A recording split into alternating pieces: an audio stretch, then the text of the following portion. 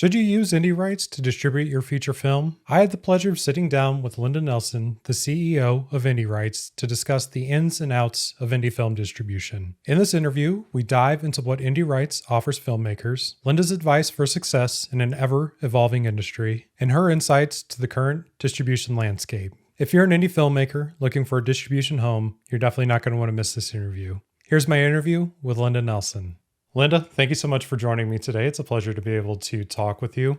I thought we'd start. I'm really curious just about your background in general. Like, how did we get to this point here? That's a long question. I'll try to keep the answer brief. Anyway, first of all, thanks so much for asking me to join you today. I always like to try and talk as often as I can. There's such a lack of information out there. So anyway, well, I started out from college planning to go into computers, and unfortunately, there were some very bad problems going on where IBM was at that time. It was before personal computers, and so I switched gears and went into banking, and I was like the first female management trainee at a regional bank in upstate New York.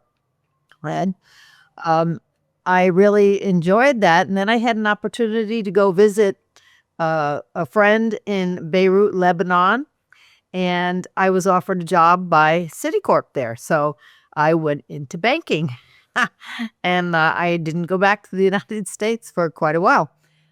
It was a very exciting time to be in the Middle East, and I wound up moving to Saudi Arabia and living in Jeddah, Saudi Arabia for 3 years and working for a Saudi investment bank, and then opened an office for them in London. My daughter was born in London, and I wanted her to be educated in the United States, so I wanted someplace sunny after living in London because it was very rainy there. So moved to London. I moved to California. That was my first choice. And when I got here, I didn't want to go into regular domestic banking. I thought it was pretty boring. So I wanted to try something new. So I wound up partnering with a very large real estate developer in Newport Beach, California. And he had an idea that he wanted to build large format theaters in urban entertainment complexes. So this was before IMAX was outside of science museums.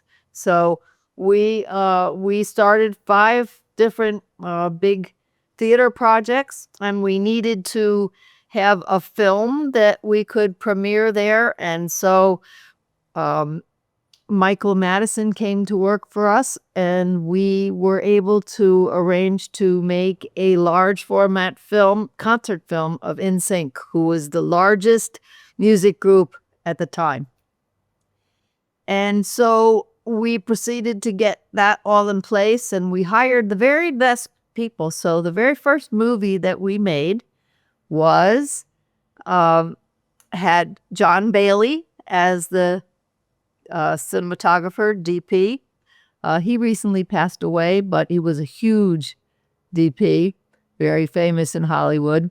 And he was actually the president of the Academy Museum, which is right down the street from us on Wilshire, for a period of time. And that we got that film made, and as we were finishing it, my partner in Newport Beach got a brain tumor, and his whole business closed down. The whole thing got shut down. It was really tragic. And so Michael and I decided we had fallen in love with the whole concept of making movies, and we would continue. So we premiered that film all over the world. It was in Japan. We went to Frankfurt and premiered it in Germany, played in New York, played in about 50 theaters for almost 2 years. We had a 2-year distribution window on that. And Michael actually did all the theatrical leases. And it was an incredible experience. Well, we thought we had made it in Hollywood. We thought, oh boy, this is amazing. And then there was kind of a financial recession in the United States, and we were unable to raise money to make another film. And we really waited too long, and we ran out of money. We had to close our office, and we had to get day jobs. And so what we did was we got a day job at a public storage, a big, large 1,000-unit public storage, and we stayed there for the next 10 years. And we made 3 independent films and 6 commercials, and it took us that long to build our company. And that was where we built Indie Rights. We would work all day, and then at night we would turn that facility, because we lived on site, into our movie studio. So we shot films while we were there, and we couldn't find distribution that we thought was reasonable, where we could actually sustain ourselves. And so we thought, well, gee, we're gonna make our own distribution company. We were very naive to think of doing that, but we didn't know not to do it, so we did. So that was when we started Indie Rights. And what happened was, the way we got it started, we got into Dances with Films, which is a nice, festival here in Los Angeles. And both of our films were in Dances with Films. And so we gathered up about 10 other filmmakers and said, we're going to try and make a distribution company. Will you give us your film? Let us represent your film. So we went to the American film market, and we took DVDs of those films with us to the market, and we were able to sell. So that was how we got started. We couldn't find distribution we liked, so we started our own. And this was actually just a little bit, this is before streaming. But there were several companies that were trying to make, they knew that the internet was going to get fast enough. So companies like Google and Amazon were smart. So they started with download to own. So it would save you a trip to the video store. You could download a movie to your computer and watch it whenever you wanted, right? Instead of going to the video store to rent it. And that's how streaming started. A lot of people don't realize that's the, genesis of streaming. And then as the internet got fast enough, these same companies started streaming, and by then we had a really good relationship with them. So we actually beta tested for Google and Amazon. So we've had a relationship with them since the very beginning. We were also the very first company to have films on Tubi. It wasn't called Tubi when it started. It was called AdRise. And AdRise, there was a gentleman by the name of Tom Hicks, and he said, I'll bring the ads, you bring the movies, and we're going to start streaming. And we did. And so that we've been partners from the beginning on that. And then what happened was, a couple of years ago, when Fox actually purchased AdRise, and they changed the name to Tubi, and when their lawyers came to review all of the partnership agreements, they found a 1-page agreement that we had with Tom Hicks from 2011, a 1-page agreement, and I thought they were going to die. But so we spent 2 months negotiating a new contract with Fox, and now we have a 35-page agreement with Fox. And so that's kind of how it started. We started about 10 years ago, going to the film markets, and when we first went, we couldn't afford to be real exhibitors and have a booth. So like at AFM, we'd sit out by the pool with a computer at a table, and Michael would show people movies, and I would go around the lobby, because you could go there for free. You didn't have to have a badge to be in the lobby. So I would try and find buyers and drag them over to show them movies, and it's how we started. And for the last 10 years, we've had nice big exhibition booth at Cannes and AFM, and now MIPCOM. So now we're with the full-on distributors, and our catalog has grown from those initial 8 films that we had at the first market to now we have over 1,500 films in our library. And part of the reason we have such a large library is that even though our initial contract on our distribution contract is only 3 years, it auto renews unless people want to leave, but most people don't leave. Everybody stays because we're fair, we pay people, we give good reports, and we have, a personal relationship with our filmmakers. So we have now filmmakers that have 4, 5, 6 films with us. So with that all in mind, because you definitely answered a lot of my questions, my follow-up questions there. But as far as indie rights goes, I'm really curious, what do you guys offer filmmakers and what kind of rights management, like, between streaming and physical and territorial and all that? I've browsed your guys' website a little bit, but I feel it'd be a good thing for you to explain to the audience. Right from the beginning, we designed a deal that was quite different from what is out there in general. And we wanted a deal that we would be willing to sign. So right from the beginning, we've always paid our filmmakers 80% of all the revenue that's earned. And we take 20%. We don't charge any expenses at all. And I believe we are the last company and only company out there that doesn't charge expenses. So in other words, any marketing that we do, we don't charge. We don't charge for encoding or delivery. We don't charge to take you to film markets. Every year when we go to each market, we make a nice catalog that has every film that we're distributing. And we also do full page ads in the trades, so and that's all really, that's B2B marketing. So we consider that our business expense. That's us, letting potential buyers know about your films. So, the reason to go to Cannes is to try and find foreign buyers, for films. We also pride ourselves that we do have a personal relationship. We coach our filmmakers. We have individual Zoom call coaching. We give a lot of educational materials to our filmmakers.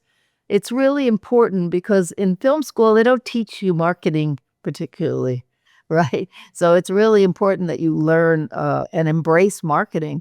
Filmmakers now, you have to take some responsibility for marketing your film. So we see that as a team effort. We actually will give our filmmakers a 50-page online marketing guide that we try to keep up to date because things are always changing. And that marketing guideline makes sure that you can set up all your social media the right way so that you can best connect to your audience, because that's what you have to do. You have to connect to your audience. And we teach people how to get reviews, things like Rotten Tomatoes and IMDb. The premium platforms actually ask us, what is your Rotten Tomato score? How many reviews do you have on Amazon? What's your Amazon score? What's your IMDb score? And they have requirements. They want to see an IMDb score of 6 or better. So if yours at 4, you better put in some work and get it up. So, it's those things, we teach our filmmakers. So that personal relationship is very important to us. And we have extremely detailed reporting. So you know how many rentals you've had in HD and SD, how many purchases you've had, how many ad impressions you got, like on the ad channels like Tubi, and so people really get a good understanding of how the business works, how they're getting paid, where their money's coming from. So that's really important to us. Before we move on, I wanted to quickly go over some of the ways that you can support me. The easiest way is subscribing to my channel and watching my latest videos. I've also started a membership program that gives you early access to videos before they go live. It starts at just $3 a month on YouTube and Patreon, and if memberships aren't your thing, you can buy individual posts directly on Patreon without the membership fee. My feature film Cashing Out is available to watch on major platforms like Amazon and Apple TV, and you can even watch for free on platforms like Tubi, Plex, and YouTube. If you want to support directly, there's a pay what you want option on my own OTT platform that starts at just $2. And if you do watch the film, it would mean the world to me to leave a review on IMDb, Letterboxd, or your favorite platform. Lastly, if you're interested in my future film projects, you can sign up for my email list. I have some exciting new films that I can't wait to share with you all. All of these items will be linked in the description below. Thank you so much for the support. Now let's get back to the show. So with the 3-year deal that you have, is that an exclusive deal? Like, are you taking like streaming rights? Are you taking everything, physical, theatrical, all that? We will exclude the U.S. theatrical if somebody wants to do that on their own, but these days it is just about impossible for a small indie film to do theatrical. It's just not going on. What happened during COVID when all the theaters were closed, indie theatrical never recovered. So what's in theaters now are big, huge studio blockbuster films.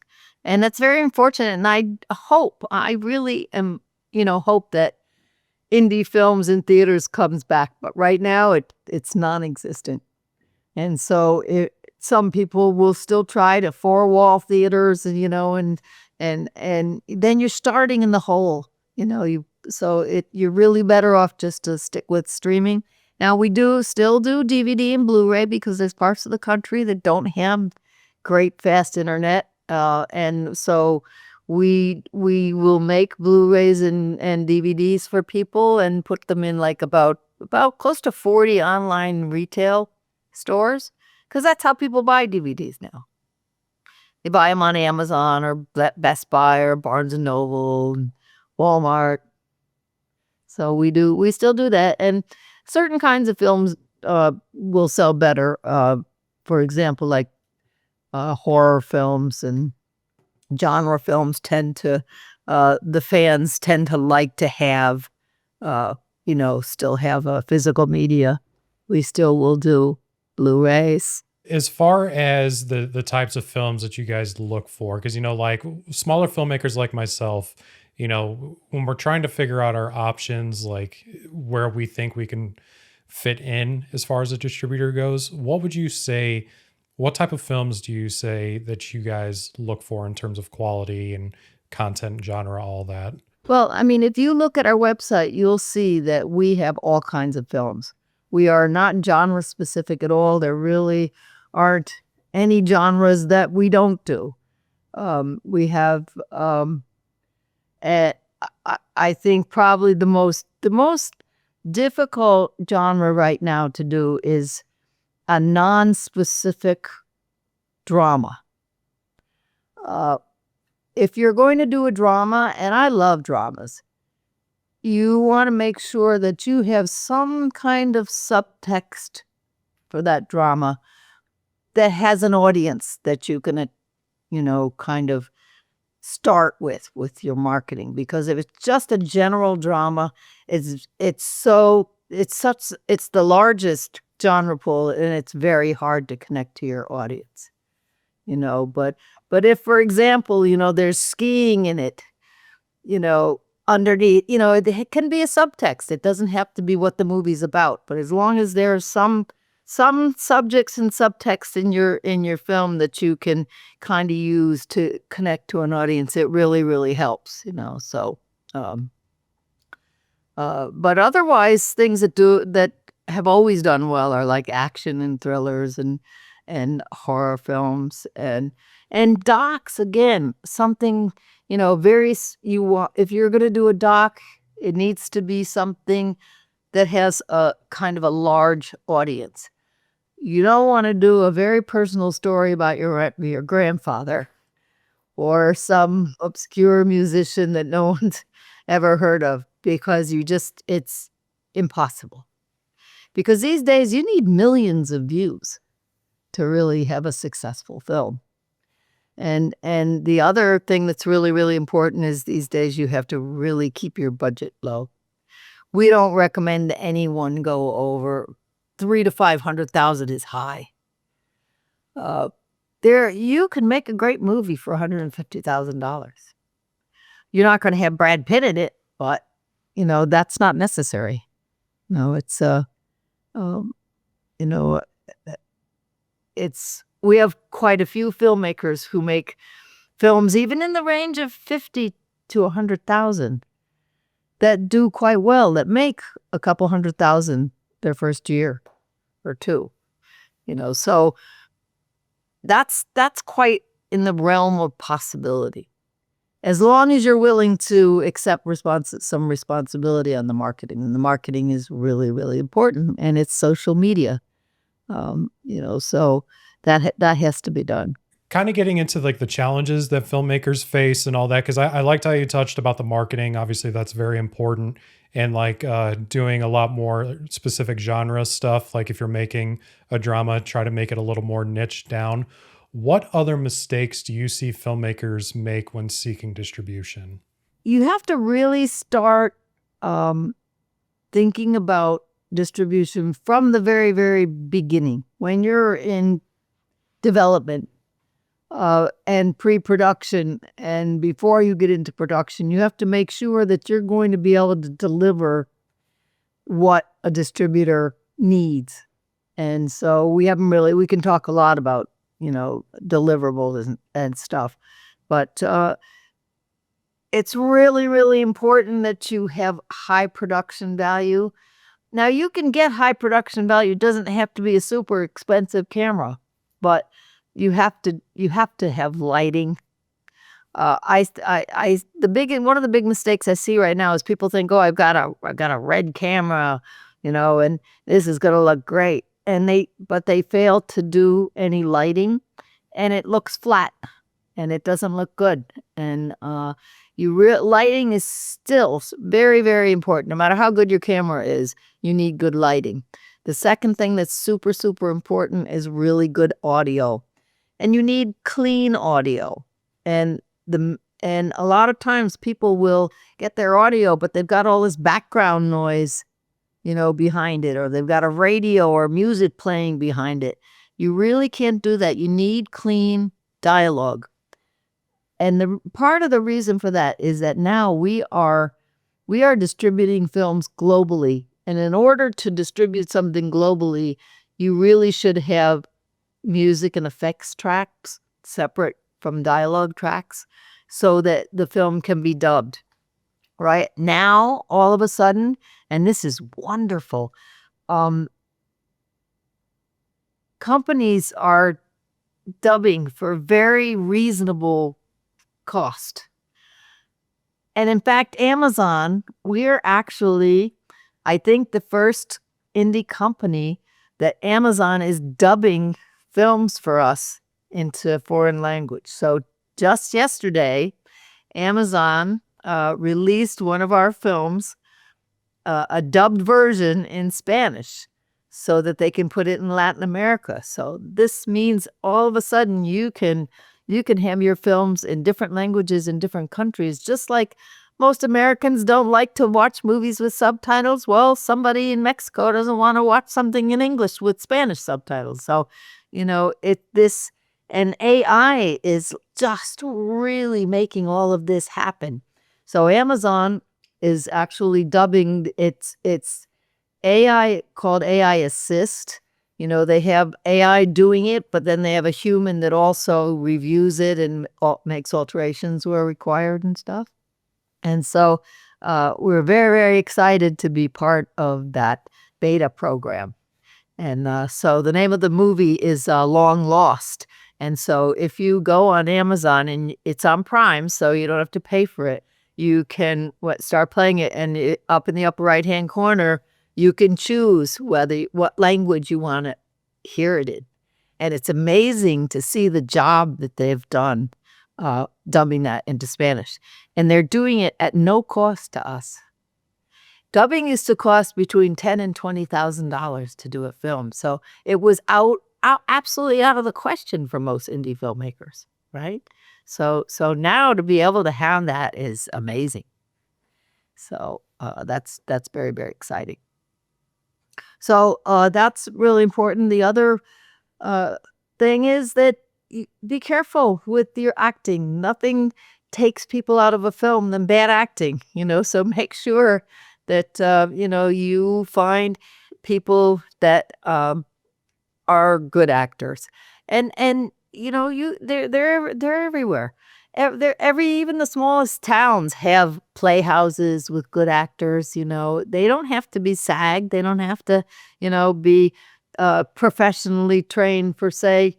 But even universities and colleges have good actors, and people that are studying theater and stuff. So take the time to cast carefully so that you have good acting talent. So that's what we look for.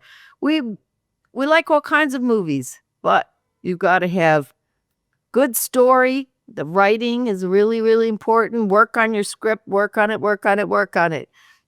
Table read it, get notes from people, and make sure that you got your script up to, snuff, because the story is most important. You have to have a good story. Then you've got to have good production value, which is good visuals and good audio, and you've got to have good acting. So that's what we look for. We want all of those things. Because even if something looks gorgeous, if the acting's terrible, it's not going to work. And I'll tell you now, the platforms have gotten very, very selective. There's been so much content being made, right? That I think people are starting to rush and make things too quickly and not spend enough time on the craft, and it's really important to really make the best movie that you can make, because the streaming platforms are getting more and more selective. A follow-up there. I was going to wait to ask you this, but since you brought it up, do you think that this saturation of streaming platforms is making it harder or easier for filmmakers to succeed? Well, for us, our theory about distribution is that we want to get your film on as many platforms as possible. And so people tend to have viewing habits. Like, there are some people that they watch most of their movies on Tubi. There's other people that will watch most of their movies on Netflix or on Amazon Prime. For me personally, I don't like ads in movies, so I'm always, even if I have to pay $4.99 or $3.99 for it, that's a cup of coffee. So why would I mind to pay that? It's in the theater, it's different. You wind up having to spend $50. Two people go to the movies to see a movie and have coffee. But everybody's got a big, huge television screen at home now, so you can, why not rent it for $3.99 or $4.99? So me personally, I'll always pay if I have to see a movie rather than have ads. Now, other people, they're quite happy to get up and go to the restroom or get a snack. They don't mind ads. So that's why we want to get it in as many places as possible. We even now have a very successful YouTube AVOD channel where you can rent all of our movies that meet community guidelines, and we should talk about that too, are on YouTube channel, and it works just like Tubi. You get paid based on the number of ads that get seen while people watch your movie, and the quality is great, and so as long as your movie is kind of like broadcast friendly. In other words, you can't have a lot of profanity. You can't have a lot of drug use. There can't be, drugs and sex. So yeah, it has to be like a broadcast version, of a movie. A lot of our filmmakers will make 2 versions of their film, so that they can get it on YouTube, because YouTube, it's the largest streaming platform. People don't realize it, but there's more people watching movies on YouTube than anywhere else. One of the most unique things I've found about indie rights is your 3-year contract, whereas a lot of other traditional distributors, will do 7, 10, 15, even longer years, right? So I'm curious, what other things makes indie rights stand out from other independent distributors or other self-distribution platforms? I think that 3-year platform, that 3-year contract is attractive to people because they feel like, well, after 3 years, if I'm not happy, and I can leave and start over, because unfortunately, distribution has gotten a very bad reputation. There are a lot of horror stories out there about people that feel like they've been, taken advantage of and they've never been paid. And, in the fact of the matter is that the older distribution companies, they have to charge for expenses because they have a lot of overhead. And they have a lot of employees and they might have a big fancy office and and they're not tech oriented like we are. We do all the encoding and delivery here, from our own offices, where a lot of the sales agents, they're not tech oriented. So they have to take your film, then they got to bring that to a lab, and then they got to pay a lab to prepare it and deliver it to the platforms. And so then they got to charge you for that. Right. And so they do have a lot of overhead.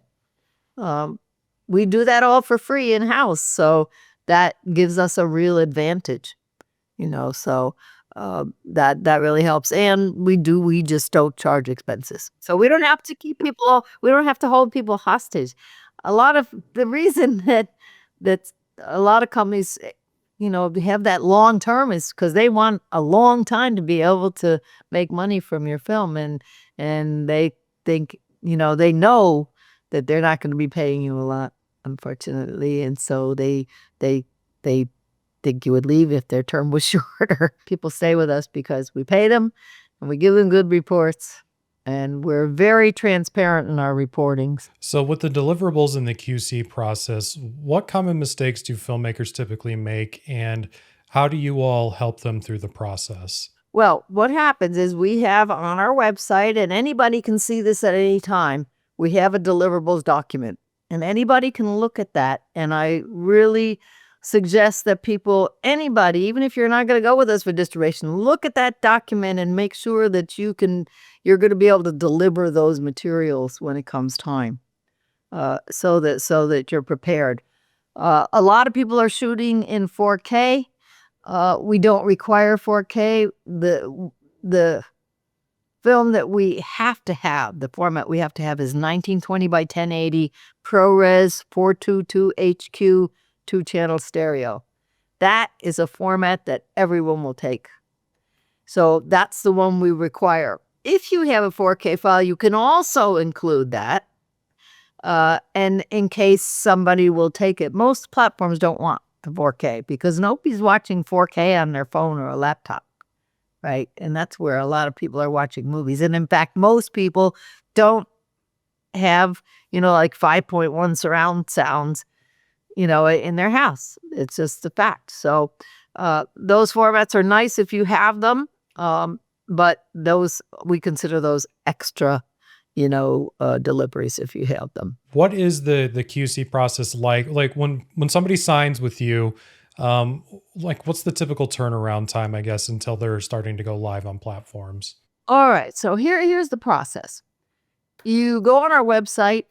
There's a button that says submit now, and you're going to see a big questionnaire, and you're going to fill that in, and it's going to ask you all kinds of questions about your film, what festivals you're in, who's the director, and who's in the cast, and if you have any press, and what camera did you use, and what are your expectations for the film. We want to know all of this information. If somebody says, well, we want to make $10 million, we're not going to take that film because it's impossible.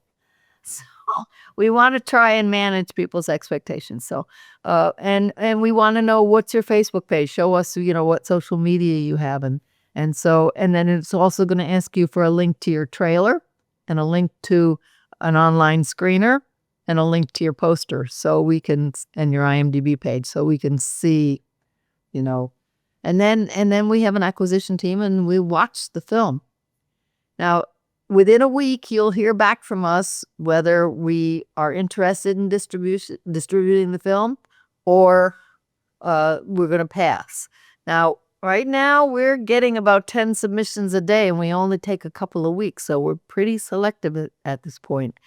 It used to be when we first started the company, we took everything we could get our hands on, and that's how we built our library. And many of those filmmakers that have been started with us 10 years ago, now their films are better and they're making good ones. And And so that's worked out really, really well for us. And then once we watch your film, we'll write to you usually within a week and say, yes, we're interested in your film, or we'll suggest someplace else for you to go if we're not interested. And then if we're interested, we're going to ask you for the name and email address of who you want us to send the contract to, right? So that you can see the contract. And then we get that contract out right away as soon as you give us that information. And then as soon as you sign the contract, then we're going to tell you, here's what deliverables we need, put it all on a hard disk, and and these discs are the standard discs that people give us. Just a small disc. And then when we get that disc, we have a QC department, and the QC department will go through and make sure that you have followed all of our instructions. And they fill in this. They check to see that you have black on the front, and you put our bumper on there, and you have black on the back, and you have no URLs in your credits, and that it is the right aspect ratio. It's 1920 by 1080, that it's ProRes.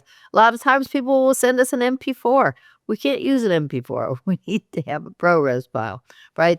The biggest mistake that people make is that they send us what's called dual mono. And that means that even though they shot it, they had it in stereo, they've mixed the left and right together and then duplicated that onto two channels. And it's just wrong settings, right? When you're rendering the file. Almost half of the films that we get in from filmmakers have dual mono, and they have to redo it, and then they have to send us another drive. So that's the biggest mistake that we find. The other thing is that you have to keep your audio within a certain level, and if it goes outside of that, it gets distorted and clips, and the platforms won't accept that. Artwork, really, really important. I'm actually going to go back and talk a little bit about when you're in development. When you are coming up with the name of your movie, go on IMDb Pro and check to see if there's anyone else that has the same name. I can't tell you, we've gotten films, and we'll go on IMDb and there's 10 other films with that same name.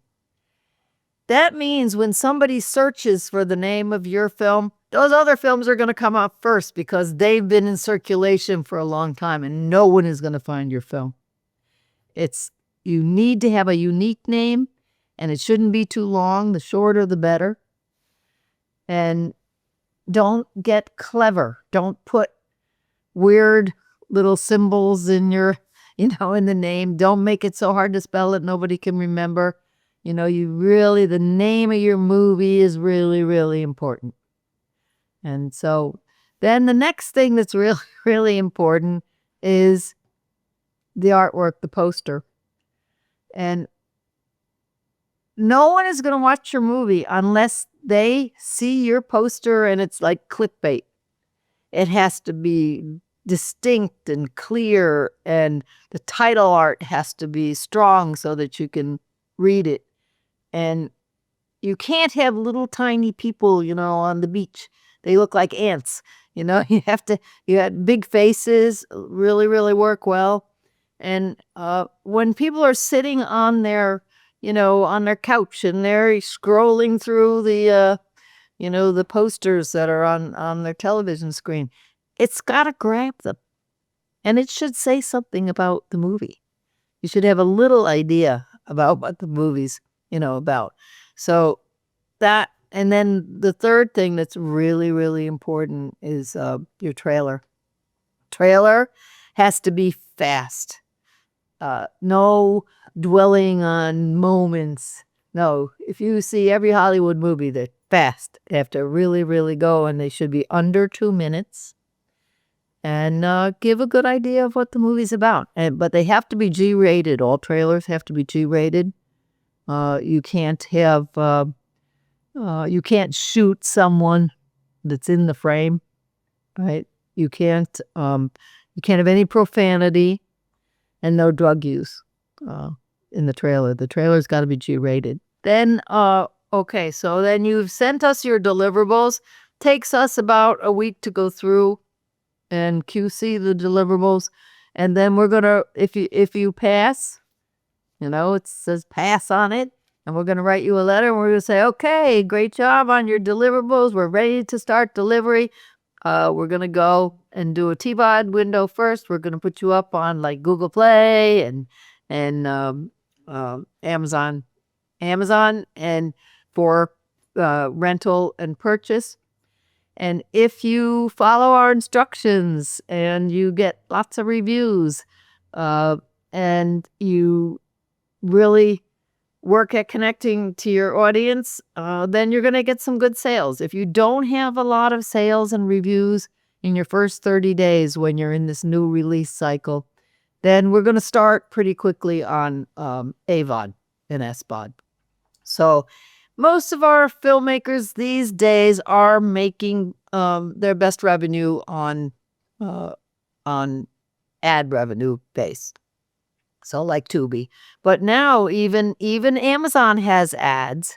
Even Netflix has ads. Everybody has adopted this what's called AVOD, as opposed to TVOD. So that's and right now Amazon is taking anywhere between 2 to 6 weeks to publish. So we'll get QC done. That week we'll be shipping it off to, delivering it. We're uploading it to Amazon and Google and Amazon. We will let you know as soon as it's live on Amazon, and that usually is anywhere between 2 and 6 weeks. Do you guys, maybe not guarantee, but are there certain platforms you can pretty much guarantee that filmmakers will get on? Amazon takes all of our content. Tubi takes all of our content. Google Play and YouTube Movies, TVOD, take all of our content. Fossum takes all of our content. When you start getting into the studio-based platforms like Pluto and Paramount, they're pickier. And they're the one, like I said, they ask, what is your Rotten Tomatoes score? What is your Amazon score? They want to know that they don't want your movie if nobody's interested in watching it. So is there a standout success story from a filmmaker from Indie Rights that comes to mind with you?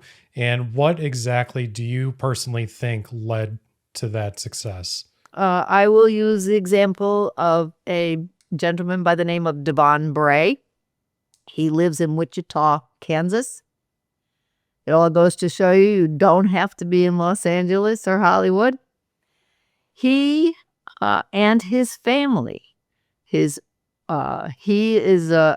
writes. I think they all kind of write, but he is the director and cinematographer. His wife's a producer.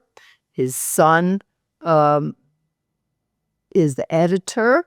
And his son's wife does makeup and casting. And so the whole family, right, they work together to make movies. And they produce movies in the $30,000 to $50,000 range. And typically that film will make $100,000 the first quarter. That means they've made their money back 3 times in the first quarter.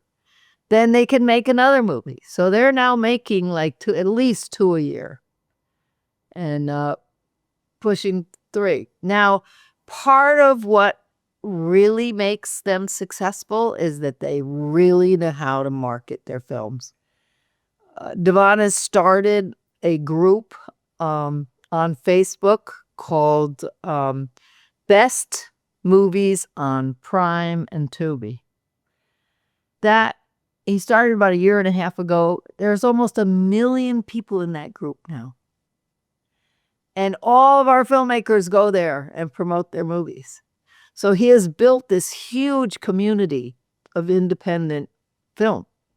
And everyone's free, to go there and post their movies. And that type, building community like that is so powerful, so he's done really, really well. Very proud of, what they've done. So, what features, tools, or partnerships are you most excited about for the future of indie rights? Now, AI is really starting to play a big role. And it is playing a big role. One, I think, I know it's very scary for a lot of people. They're worried that, actors are going to be obsolete and that, they worry too much about it. We see AI as very, very valuable tools. They can help you with your writing. They can, help you improve your writing. They can analyze scripts. Any tool that helps you make better movies to me is valuable. So we're encouraging our filmmakers to start using those tools. And then the other way that AI is so important is this ability to do subtitles and dubs in foreign languages so that we can expand, the audience for our films. Because right now, 95% of the revenue that our films earn comes from the US audience. But now when we can make, put them out in foreign languages, I think the foreign language revenue is going to be even more than the English, because obviously there's billions of people out there, so I think that, that's very much a part of the future. And we're very fortunate that we have a lot of great technology with our company. All of our content is stored on AWS. It's all in the cloud. So when a new company, as these new streaming services are coming out in say Germany or France or wherever, we just, like I said, we just delivered 400 films to Canal Plus, and it's amazing because our stuff is all in the cloud. We can just make a list of the films that we want, and then they can just pluck them out of the cloud. Before, we used to have to get giant hard disks and copy all of the films onto a giant hard disk, and mail that big drive off to someone. So it was really cumbersome to deliver, but now that we have everything in the cloud, it's easy for us to, deliver large quantities of our films. And that's, that just, I think, is really gonna just make more and more opportunity for independent film. So, where do you feel like the indie film industry as a whole is going to be heading in the next 5 to 10 years? And how do you think indie rights is going to adapt? Well, like I said, I think people are always going to want to watch movies. I can't, I mean, it's been, it's 100 years, really, that people have been watching movies, and I don't see that dying. We all want to be transported. We all want to be taken out of our own life for a while to escape, and movies and stories do that. And I just think that I think it's like a renaissance for independent film. I think it's kind of like a great time for independent film. And so I just see that, I don't see it ending in any way. I mean, you always hear people with these gloom and doom stories, oh, indie film is dead. No, I think it's very alive and well, and I think there's huge opportunity, and we're looking forward to making more movies and sharing other people's movies, and I just think that's going to really continue. I you know, I don't see cameras getting any higher resolution than 4K or 8K. I don't even really 8K, there isn't any opportunity for that. And I don't think, that it's necessary or that it's can be any better than 4K. I don't think technologically it will be any better. I just think that I think people will be able to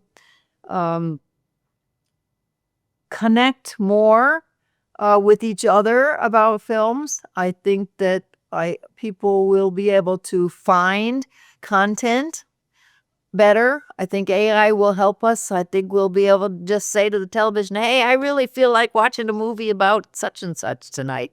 And then it'll show you, "Oh, here's 4 films that you might enjoy." Right? I mean, you can't do that right now, but I think pretty soon that you will be able to do that. So I think that people are going to be able to enjoy, things that they're really interested in more easily. A lot of indie distributors or aggregators have collapsed in the past. I won't name them, but if you've been around long enough, like I have, just researching distribution in the past, I'm sure you know of some companies that I'm talking about, and that's obviously left filmmakers stranded. So, how does Indie Rights ensure the long-term stability for its filmmakers? One of the things that Michael and I decided very early on was that we were not going to have any debt or any investors. So we own our company 100% and we don't owe anyone a penny. So that's the best way that we can ensure that we're going to stay in business, because all of the companies that have gone under, and you're right, there's a lot. And in fact, we have gotten several films in the past year from companies that have gone under. And, they all borrowed money, and they all had debt that they couldn't pay. And that's, a very slippery slope to go down. So we're adamant about not borrowing money. We keep within our means, and it works for us. If you had to sum up the best piece of advice that you can give indie filmmakers right now, what would that be? It would be to really search for stories that are important to you, that you can make, and that are meaningful to you. Don't try to make movies, that you think will make money, because it will. You need the passion of you loving what you're doing to shine through in your productions. So I always tell people that you have to really be in love with a movie that you want to make, so that if you feel that passion for it, other people can feel that too. And when you just make something to make money, it doesn't come across as authentic. So try to tell really authentic stories, and stick with it. You can't quit. I know Michael and I, when we were first starting the company, I mean, it was really, really hard sometimes to stick with it. And it took us 10 years before we could actually just do indie rights, on its own. But now we're successful and able to share with other filmmakers, and we've built a large community, and we love what we do, and we're going to keep doing it. So we hope to see many of you and your films. This is more of a fun question that I kind of want to end on here, but I'm curious, is there one film that you wish had the Indie Rights logo in the opening credits? Ooh. That's Casablanca. It's absolutely my favorite, and I watched it so many times. Well, or Chinatown, if you want something a little newer. And if you want something much newer, a film called Titane. And Titane is a French film, and it is absolutely amazing, wonderful film. It's in French, but it doesn't matter. You can watch that movie. We watched it in French, and we still got every bit of it. You didn't even need to know the language. That's a good movie to me, right? When you can make a movie and you don't even need to understand the dialogue. Awesome. Linda, thank you so much for coming on today and kind of giving us your background. And, I'm very excited to share this, with the indie filmmaking community.